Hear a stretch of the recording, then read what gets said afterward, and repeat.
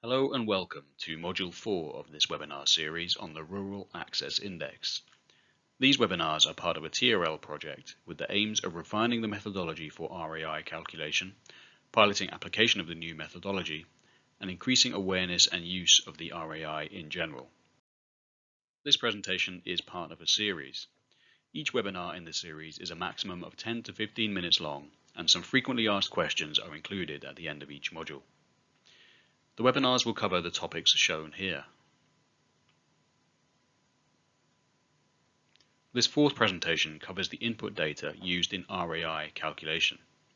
We do recommend that you view these webinars in the sequence presented, but all the presentations will be made available separately and can be accessed as required.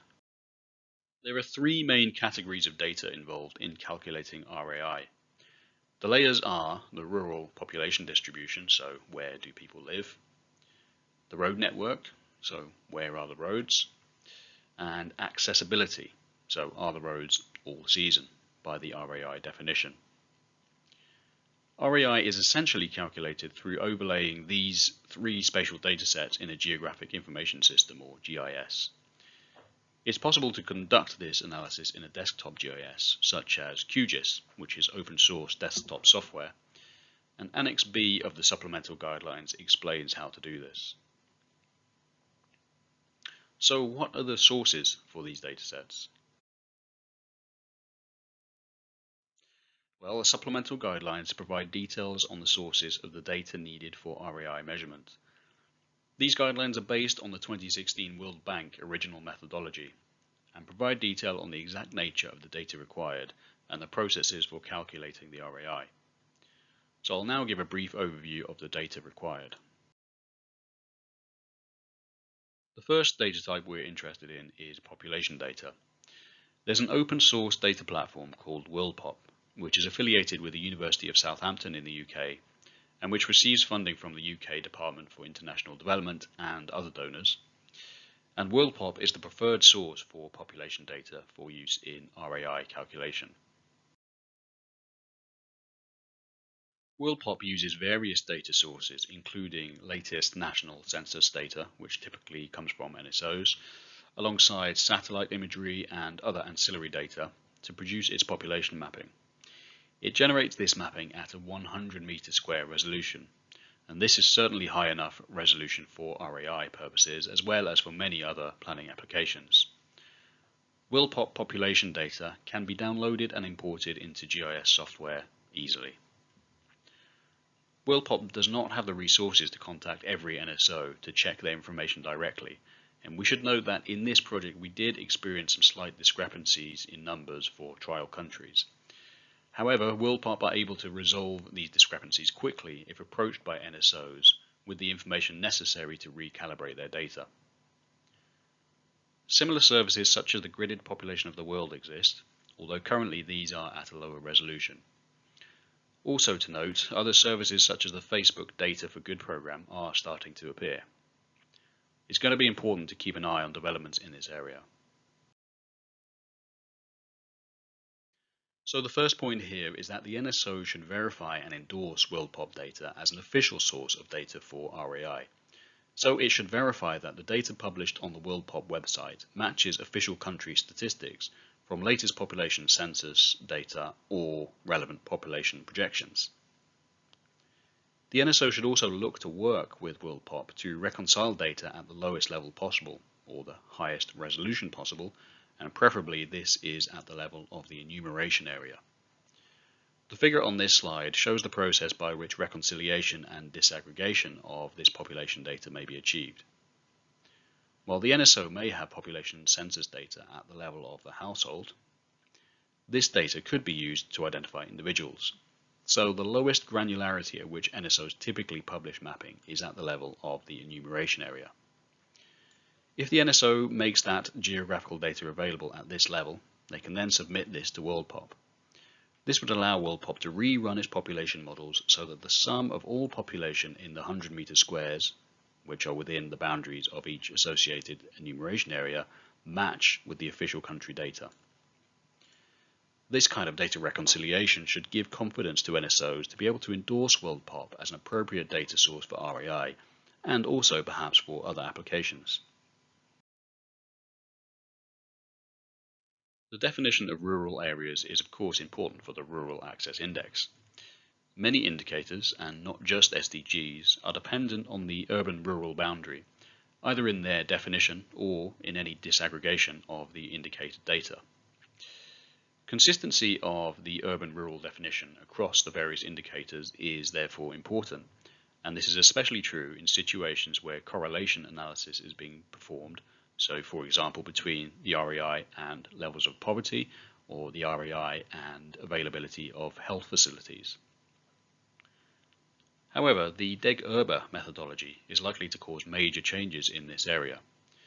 The 51st session of the UN Statistical Commission, held in March 2020, endorsed the DEG-URBA methodology for delineation of urban and rural areas for international and regional statistical comparison purposes. It's not yet known what the effects of DEG-URBA will be on RAI measurement. It's possible that RAI values may increase or decrease depending on where the roads are and on the relative distribution of rural and urban populations.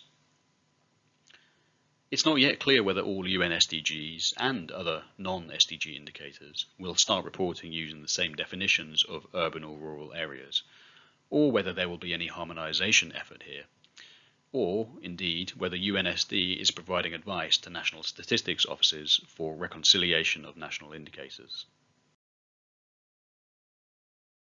Planning and management of roads in any country is usually divided among separate national and local agencies. Often there is no single agency responsible for collation of all data and mapping. National roads agencies tend to have good electronic inventory and mapping from GPS surveys, with policies for updating these. But rural road agencies tend to be less rigorous, so the quality and completeness of mapping varies within the country.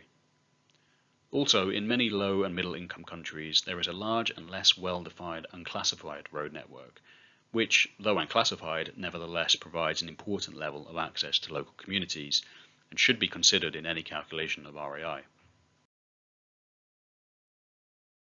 These photos show examples of rural roads in Malawi. Although these are a mix of national, local and unclassified roads, as you can see there is very little difference to be observed on the ground. To the local population, any of these roads may provide an important rural access function. So, all road networks, even unclassified roads, should be considered for inclusion in RAI. There is no mandate in Malawi for any single agency to collate data for all of these roads into a single source with which to provide a complete picture of rural accessibility, and this is the case in many countries. The preferred source of road network data is that held by national and local roads authorities within a country. However, it's recognized that this is sometimes incomplete or out of date, especially data on the condition of rural and unclassified roads. With this in mind, it's always important to check against other online sources such as Openstreetmap, Bing, or Google Earth. Openstreetmap is particularly useful because it is free, open source, and reliable. Openstreetmap, or OSM, is a collaborative project to create a free editable map of the world. It can be accessed at the OSM website shown here. OSM is built by a community of mappers that contribute and maintain data about roads and other mapping features. Contributors use aerial imagery, GPS devices, and low-tech field maps to verify that OSM is accurate and up-to-date. OSM is much more than just roads. It provides inventory and mapping of other transport infrastructure, as well as buildings including health facilities and schools. It's recognized that OSM tends to be more accurate and complete in urban areas than in rural ones, but it's still a very useful tool to check for coverage and completeness of official road network data. NSOs should include the RAI in their National Statistical System, or NSS, as described earlier in Module 2 of this webinar series. The Supplemental Guidelines produced by TRL set out the roles and responsibilities of key stakeholders in the RAI measurement process. The NSO, as a key stakeholder at national level, should agree with the agency or agencies involved to define the extent of the road network for the purposes of RAI calculation. The NSO should assess how accurate and current the existing mapping held by the road agencies is, through comparison with online sources and/or available imagery. The length and classification of the road network to be included should be clearly documented, and a decision must be made whether to include any unclassified roads in that network. Definitive online mapping of the road network in any country provides a wealth of benefits to local and national government agencies, but also to international organizations, NGOs, local businesses, and the general public. Applications include health, education, housing, agriculture, tourism, and disaster management. Roads agencies should publish their road network mapping, including basic inventory such as a road classification and surface type, which are important for RAI purposes. Openstreetmap is almost a de facto standard for crowdsourced mapping. National agencies should also consider publishing their own data to OSM. There is an OSM foundation at which advice and support can be obtained. The supplemental guidelines produced by TRL updated the definition of all season for RAI because the original 2006 definition caused some confusion, especially around the term short duration. The criterion that a road can be closed for up to a total of 7 days per year and still be considered as all season was added. Note that these days do not have to be 7 consecutive days. However, there is still an issue with this definition in practical terms, since most road agencies do not collect data on the number of days in which roads or portions of roads may be impassable. The 2016 World Bank methodology determined all-season status by using road condition as a proxy for all-season. It gives two options shown here, either using the International Roughness Index or IRI, or if roughness data is not available, then visual assessment data can be used. The supplemental guidelines still allow use of condition data if this is available, but in many low and middle income countries it's unlikely to be available on the entire network, and this is especially true for rural roads. We do not want roads agencies to collect additional condition data on the rural road network purely for the purposes of RAI calculation, since this is expensive and time-consuming. And RAI should not be a significant extra burden on road authorities. Therefore, the supplemental guidelines allowed for an alternative method to be used. So these are the accessibility factors which were introduced by the supplemental guidelines and which can be used in the absence of good or reliable road condition data. Effectively, they determine the likelihood of a road being all season by conversely considering the risk of a road being inaccessible. So this is closely aligned with the intent of the original 2006 study, which mentioned the need for roads to be accessible all year with the prevailing mode of transport, and that they may be temporarily unavailable during inclement weather.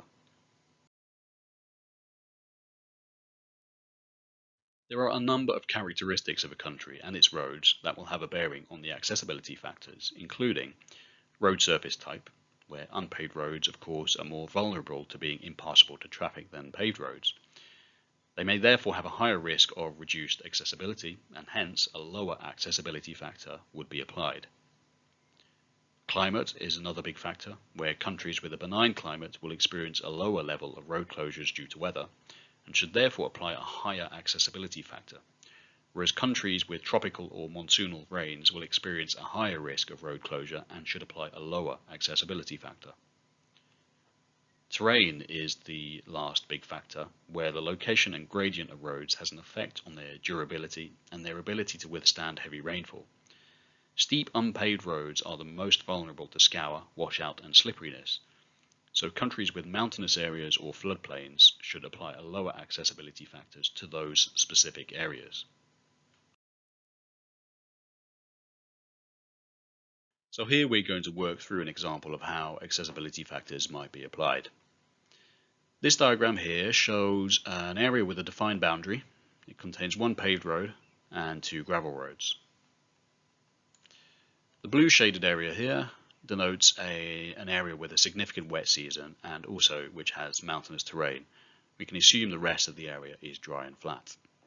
So in this dry flat area, we assume that all the roads are expected to be all season, so we can apply an accessibility factor of 1. In the wet area, we apply reduced accessibility factor, and let's use 0.95, which in other words means that we estimate that 95% of the road length in this area would be all season by the RAI definition. Additionally, for the gravel road in the wet area, we reduce the accessibility factor even further to 0.9, since the gravel road is less likely to be all season than the paved road. So if we apply all of these accessibility factors to the rural populations shown here and work through the calculations, which we won't do in detail for now, we can see that the difference in outcome when applying accessibility factors is a percentage difference of 1.1% of the RAI. So the RAI is 1.1% lower when we apply the accessibility factors. Since we also like to consider absolute numbers when talking about the RAI, we can say that the use of accessibility factors in this case indicates that an additional 200,000 people may not have adequate access to the roads network.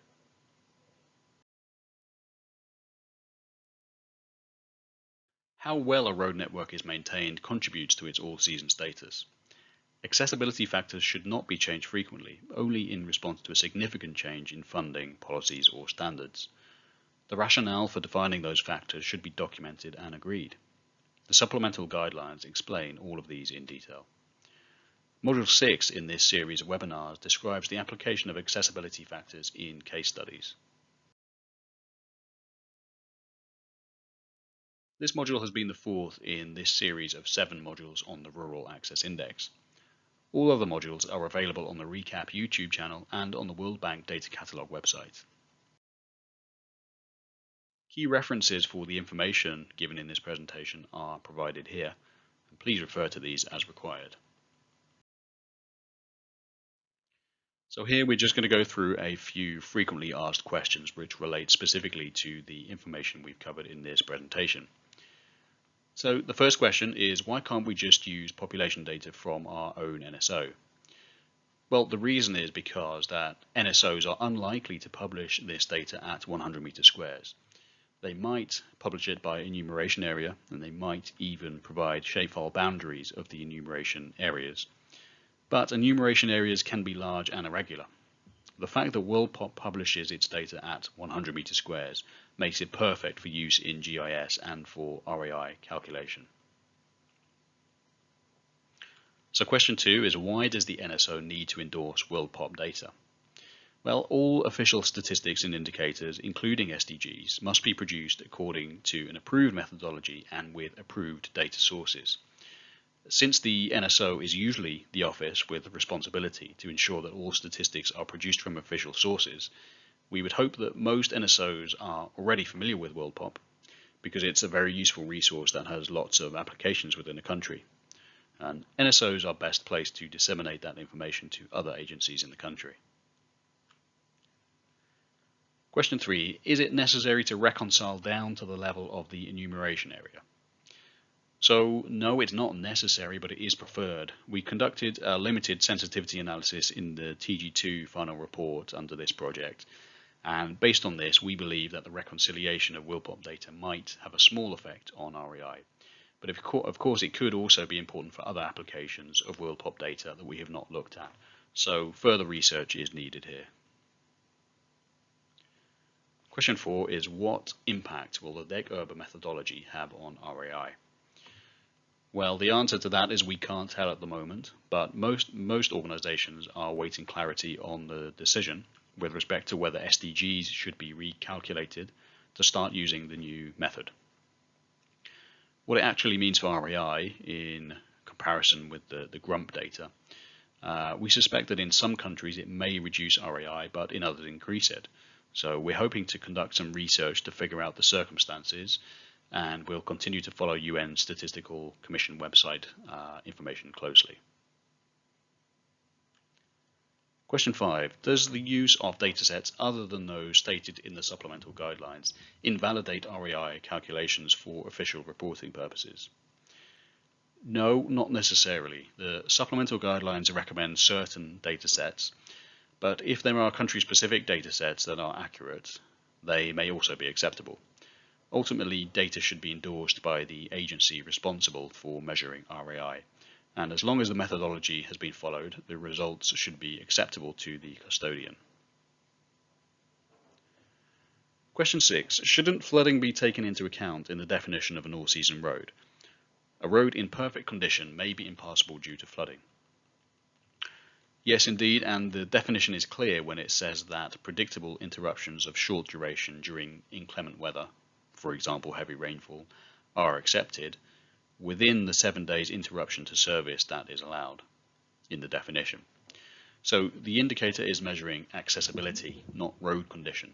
So although the road may be in good condition, it may not provide all-season access. To achieve this, it would need to be elevated, in this case, to deal with flooding, it would need to be elevated to a level whereby it does not flood for more than 7 days per year. Question 7. Where to source the additional data required to calculate accessibility factors? So there are no datasets that we're aware of that have information on the all-season status of unpaved roads. There are no recommended datasets here. So this is why we recommend the ground truthing of accessibility factors, so that there is some factual basis to the assessment, and we'll cover this in a lot of detail in one of the future webinars. Question 8. Should there be an accessibility factor for maintenance? So strictly speaking, no, because the accessibility factors are based on the current condition or all-season status of the roads, which takes into account how the roads have been maintained already. So taken into account again would effectively be almost double counting that. So although accessibility factors should not be adjusted frequently, if a significant change is being made to the maintenance regime, the agency responsible for measuring RAI may wish to adjust for this in the future. So there were 3 questions on webinar 4. The first question is, we have population settlement data with polygons. Will it be helpful to calculate the RAI? Most NSOs publish their data in tabular form nationally and at the second level of administrative boundaries, and perhaps even at the level of enumeration areas. Few NSOs publish their data geographically as polygons. However, even if the data is published as polygons at the level of enumeration area, then the shapes tend to be irregular. In urban settings, enumeration areas can be quite small, but in rural areas they can be quite large, perhaps even up to 20 kilometres square or more, and so are not well suited for RAI calculation because they can't identify the population distribution within that 20 kilometres. Worldpop, on the other hand, generates data at 100 metre squares, which is an ideal resolution for calculation of RAI. By default, Worldpop should match with the second level boundaries within the country. We advise that the NSO download Worldpop, compare it with their latest census data and projections, and if necessary, contact Worldpop to ask them if they can rerun their algorithms to generate a new data set, reconciled at the lowest level possible, preferably the enumeration area. The second question is, which administrative boundaries does Worldpop use? SDGs use the national boundaries of the FAO, the Food and Agriculture Organization of the UN. The Global Administrative Unit Layers, or GAUL dataset from the FAO 2015, which correspond to the UN member state recognised boundaries, and so Worldpop and RAI adhere to those national boundaries. Worldpop currently publishes national data sets. It doesn't use or publish internal boundaries within a country. And the final question is, do we need condition data on unclassified roads? RAI doesn't distinguish between classified or unclassified roads. What matters is that the road is an all-season or not. There is usually very little condition data on unclassified roads. We don't want to require countries to go and collect condition data unnecessarily on the unclassified network. Therefore, we introduce the concept of accessibility factors to give a broad-based assessment of all-season roads in a district or a region.